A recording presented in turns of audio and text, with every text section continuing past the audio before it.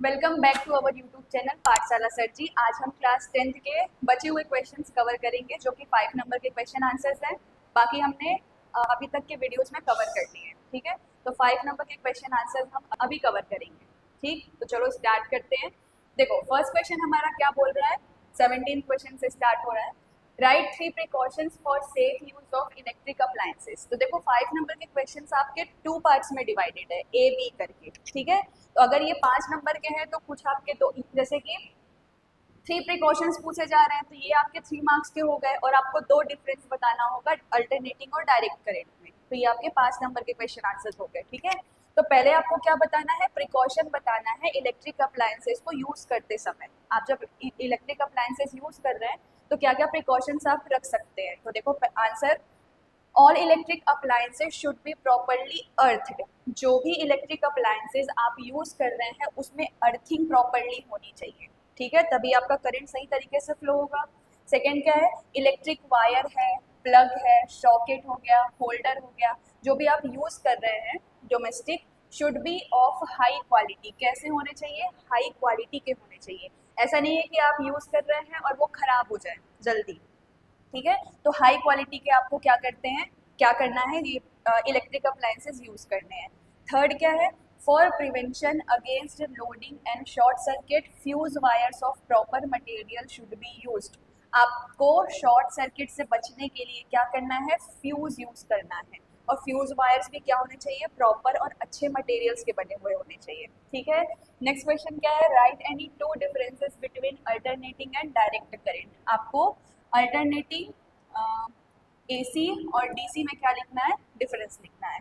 तो अल्टरनेटिंग में पहला क्या है, अल्टरनेटिंग करंट क्या होता है, it's a direction and magnitude both change. Alternating AC का क्या होता है, डायरेक्शन भी चेंज होता है और मैग्नीट्यूड दोनों चेंज होता है। यहाँ पे क्या है, डायरेक्ट करंट में जो आपका मैग्नीट्यूड होता है वो चेंज हो सकता है, बट जो डायरेक्शन होता है ये कभी भी चेंज नहीं होता डायरेक्ट करंट में। सेकेंड क्या है, transformers are used in AC. हम अल्टरनेटिंग करंट में ट्रांसफॉर्मर यूज करते हैं, ठीक है। सेकेंड क्या है, transformers can not be used. यहाँ पे ट्रांसफॉर्मर यूज नहीं होते, ठीक है। नेक्स्ट क्वेश्चन देखते हैं क्या है, why is series combination not used in domestic electric circuits, explain. आपको एक्सप्लेन करना है कि आप घरों में जो डोमेस्टिक सर्किट होता है आपका, उसमें आप लोग क्यों सीरीज कॉम्बिनेशन का यूज नहीं करते हो, ठीक है। सीरीज कॉम्बिनेशन सबको पता है क्या होता है। सीरीज कॉम्बिनेशन, सीरीज और पैरेलल हम लोगों ने पढ़ा हुआ है। 2 तरह के कॉम्बिनेशन होते हैं, सीरीज और पैरेलल, जो हम यूज करते हैं सर्किट में, ठीक है। तो क्यों नहीं होता, चलो रीड करते हैं। As we have seen that in series connection total resistance is even more than highest resistance connected in the series. देखो जब हम क्या करते हैं, इलेक्ट्रिक जो हम घर में सर्किट यूज कर रहे हैं, अगर वहां हम क्या करें, सीरीज कॉम्बिनेशन में रेजिस्टेंस को जोड़े, तो सीरीज कॉम्बिनेशन का फॉर्मूला क्या होता है, R equals to R1 plus R2 plus R3, means आप जितने भी रेजिस्टेंस लिए हो। तो देखो यहाँ पे रेजिस्टेंस आपका क्या हो रहा है, ऐड कर रहे हो, मीन्स आपका सीरीज कॉम्बिनेशन में रेजिस्टेंस क्या होता है, इंक्रीज होता है, ठीक है। तो जब आपका रेजिस्टेंस इंक्रीज हो रहा है, देखो यहाँ पे वही लिखा हुआ है, ठीक है। And when we connect resistance gradually the total current gets low. तो जब आप सीरीज कॉम्बिनेशन में इलेक्ट्रिक अप्लायंसेस को जोड़ते हो तो रेजिस्टेंस इंक्रीज हो रहा है। अब रेजिस्टेंस इंक्रीज हुआ है तो आपका जो करंट होगा, जो टोटल करंट फ्लो है, वो क्या हो जाता है, लो हो जाता है, ठीक है।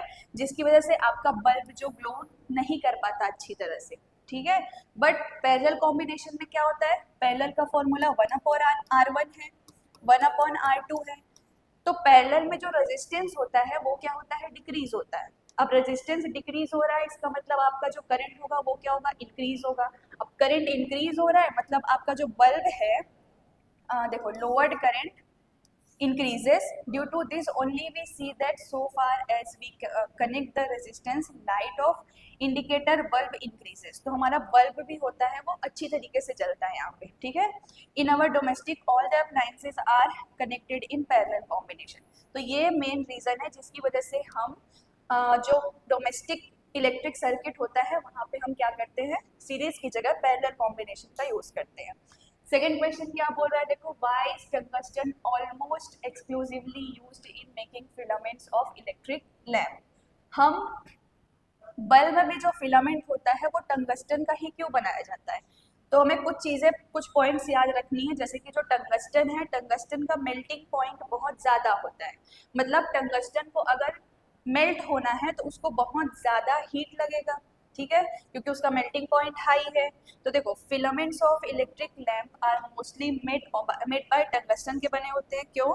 It's resistance increases with increase in temperature and bulb gets lighted. मतलब आप जब रेजिस्टेंस इंक्रीज करते हो तो इनका क्या होता है, टेम्परेचर भी इंक्रीज होता है, इंक्रीज इन टेम्परेचर, ठीक है, और बल्ब आपका क्या करता है, ग्लो करता है। और एक पॉइंट आपको और याद रखना है कि जो तुम्हारा टंगस्टन है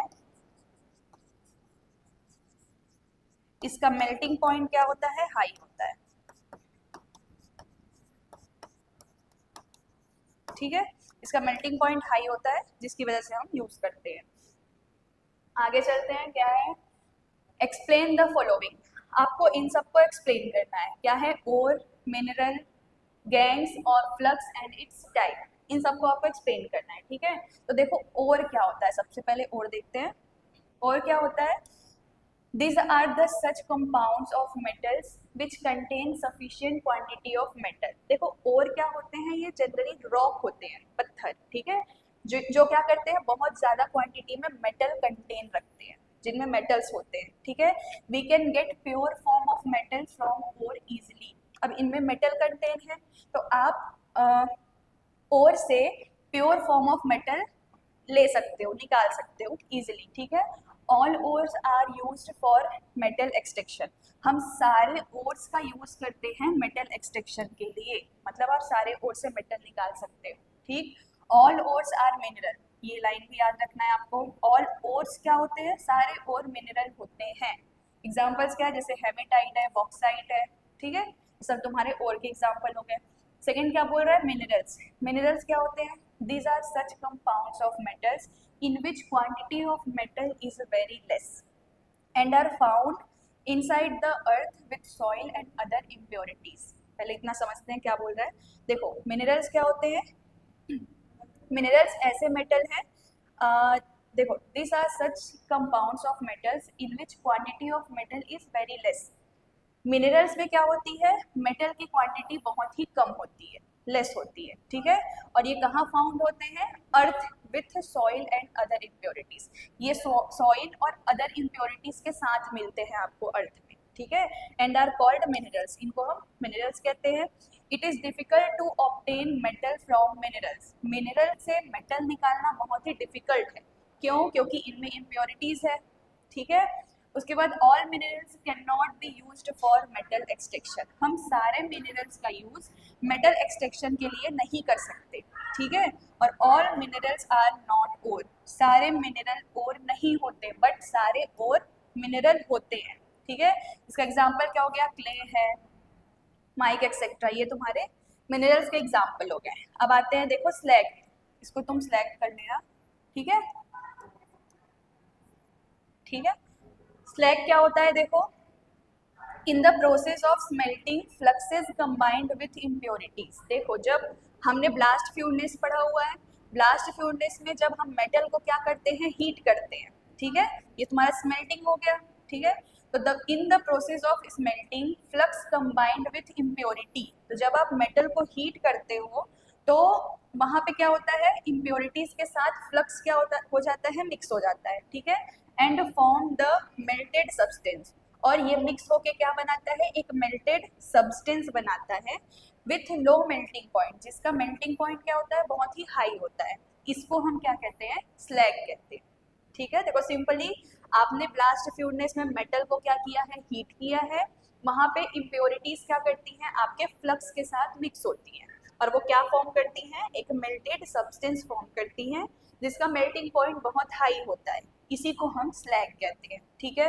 ये क्या कर, देखो जैसे कि एग्जांपल क्या है, कैल्शियम सिलिकेट, ठीक है, ये फॉर्मूला याद रखना है आपको, is formed in smelting of iron. तो आयरन की स्मेल्टिंग में क्या बनता है, कैल्शियम सिलिकेट बनता है, ठीक है। फोर्थ क्या है, फ्लक्स एंड इट्स टाइप्स, आपको फ्लक्स बताना है और उसके टाइप्स बताने हैं। तो देखो फ्लक्स क्या होता है, such substances which reacts on high temperature with impurities present in ore. जब हम किसी भी ओर को लेते हैं मेटल एक्सट्रैक्शन के लिए, ठीक है, तो उसको हम क्या करते हैं, हीट करते हैं, ठीक है, विच रिएक्ट्स ऑन हाई टेम्परेचर, उसको हाई टेम्परेचर पे आप क्या करते हो, हीट करते हो, और वो रिएक्ट किसके साथ करता है, इम्प्योरिटीज के साथ रिएक्ट करता है, ठीक है, जो ओर में प्रेजेंट होती है, and formed melting slag are called flux, और क्या फॉर्म करता है, मेल्टिंग स्लैग फॉर्म करता है जिसे हम फ्लक्स बोलते हैं, ठीक है। Flux has two types, flux के कितने टाइप्स हैं, टू टाइप्स हैं। फर्स्ट कौन सा है, एल्केलीन फ्लक्स है, एक मिनट, फर्स्ट हमारा है एसिडिक फ्लक्स, ठीक है, फर्स्ट हमारा है एसिडिक फ्लक्स, जो एग्जांपल दिया क्या क्या है, सिलिका हो गया, बोरॉक्स हो गया, ठीक है, ये आपके एसिडिक फ्लक्स हो गए। सेकेंड क्या है, सेकेंड हमारा है एल्केलीन फ्लक्स, एल्केलीन या फिर आप इसको बेसिक फ्लक्स भी बोल सकते हो, ये है कैल्शियम ऑक्साइड और मैग्नीशियम ऑक्साइड, ये सारे एल्केलीन या बेसिक फ्लक्स हो गए, ठीक। चलो नेक्स्ट देखते हैं, अगला क्वेश्चन क्या है, explain the chemical reaction of reduction of metallic oxide to metal, ठीक है, आपको रिडक्शन ऑफ मेटेलिक ऑक्साइड का क्या करना है, एग्जाम्पल के साथ आपको एक्सप्लेन करना है मेटेलिक ऑक्साइड, ठीक है। तो देखो आंसर पे चलते हैं, क्या है, after changing to metallic oxides from ore reduction, देखो पहले इस लाइन को समझते हैं ये कहना क्या चाह रहा है, ठीक है, after changing to metallic oxide from ore, आप किसी भी ओर को मेटल एक्सट्रैक्शन के लिए ले रहे हो, उस ओर से क्या करोगे, मेटल निकालोगे, या वो आपका क्या बनाएगा, मेटल ऑक्साइड बनेगा, ठीक है। तो reduction of metal oxide is done, अब वहां से आपको मेटल ऑक्साइड मिल गया, अब उसको आप क्या करोगे, उसका रिडक्शन करवाना है आपको। रिडक्शन का मतलब हमने दो चीज पढ़ी हुई है, ऑक्सीडेशन और रिडक्शन। रिडक्शन क्या होता है, हाइड्रोजन का जुड़ना, ऑक्सीजन का निकलना, और ऑक्सीडेशन क्या होता है, ऑक्सीजन का जुड़ना, हाइड्रोजन का निकलना, ठीक है। तो यहाँ पे हमें उस मेटल ऑक्साइड का क्या देखना है, reduction.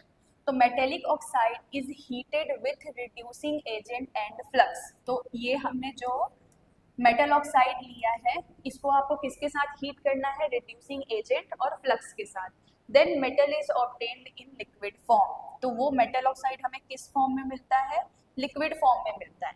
This process is called smelting, इसी प्रोसेस को स्मेल्टिंग कहते हैं, ठीक है। अभी इसके पहले हम लोगों ने फ्लक्स देखा था, उसमें स्मेल्टिंग वर्ड यूज किया था बहुत बार, तो ये होती है स्मेल्टिंग, ठीक है। तो flux help in removing difficult melting impurities, और फ्लक्स क्या हेल्प करता है, फ्लक्स रिमूविंग में हेल्प करता है, किसके, इम्प्योरिटीज को हटाने के लिए ये हेल्प करता है। So smelting process is done in two types, अब ये स्मेल्टिंग जो होती है ये टू टाइप्स में डन होती है। पहला क्या है, कार्बन रिडक्शन मेथड, और सेकेंड क्या है, केमिकल रिडक्शन मेथड, ठीक है।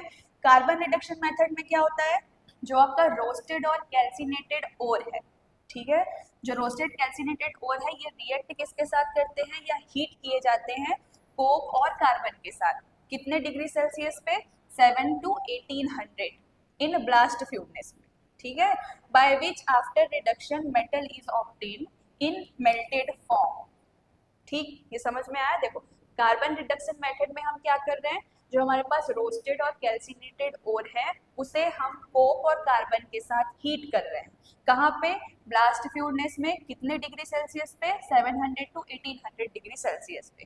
तो ये क्या करता है, by which reduction metal is obtained, हमें रिड्यूस्ड मेटल मिलता है, ठीक है, जो कि मेल्टेड फॉर्म में होता है, ठीक। सेकेंड देखो क्या है, केमिकल रिडक्शन मेथड। अब केमिकल रिडक्शन मेथड में क्या होता है, इन active series upper layer metal substitute the metal from its solution of salt. देखो एक्टिव सीरीज क्या है, रिएक्टिविटी सीरीज हमने पढ़ा हुआ है, ऊपर क्या होते हैं, मोस्ट रिएक्टिव मेटल्स होते हैं, नीचे लीस्ट रिएक्टिव मेटल्स होते हैं।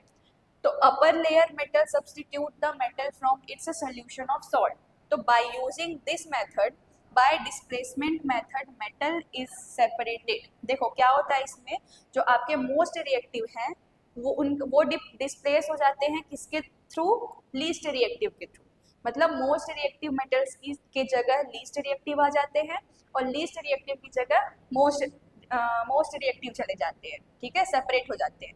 Before this we have seen that by adding iron और जिंक पाउडर, इसमें हम ऐड क्या कर रहे हैं, आयरन ऐड कर रहे हैं और जिंक ऐड कर रहे हैं, in copper sulphate solution copper gets precipitated. तो कॉपर सल्फेट सोल्यूशन में जब आप आयरन और जिंक पाउडर को मिक्स करोगे तो आपको क्या मिलेगा, कॉपर गेट्स प्रेसिपिटेट, आपको कॉपर का प्रेसिपिटेट मिलेगा। ठीक है, रिएक्शन देख लो, पहला क्या है, कॉपर सल्फेट है, आयरन के साथ हमने रिएक्ट करवाया तो ये हमको क्या दे रहा है, आयरन सल्फेट दे रहा है और कॉपर हमारा बाहर निकल गया। सेकेंड, कॉपर सल्फेट का हमने जिंक के साथ रिएक्शन करवाया, एक बार आयरन दूसरी बार जिंक के साथ, तो ये जिंक सल्फेट बना और कॉपर हमारा बाहर हो गया।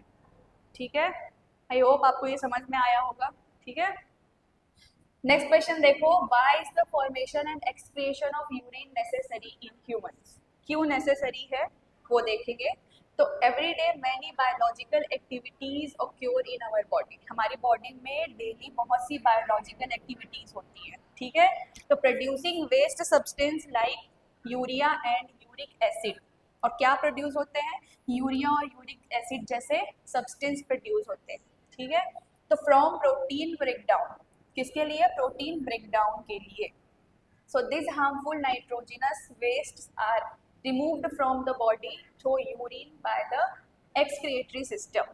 तो ये जो यूरिया यूरिक एसिड है यही आपका क्या होता है, यूरिन होता है, जो कि एक्सक्रिएटरी सिस्टम के थ्रू हमारी बॉडी से रिमूव होता है। ठीक है, अब यूरिन फॉर्मेशन के 3 स्टेप्स है। सबसे पहले क्या होता है, अल्ट्रा फिल्टरेशन। यहाँ अल्ट्रा फिल्टरेशन से समझ रहे हो, यहाँ पे क्या होता है, फिल्टर होता है, मतलब यहाँ आपकी किडनी क्या करती है, जो वाटर है या ग्लूकोज है, सॉल्ट है, इनको क्या करती है, फिल्टर करती है।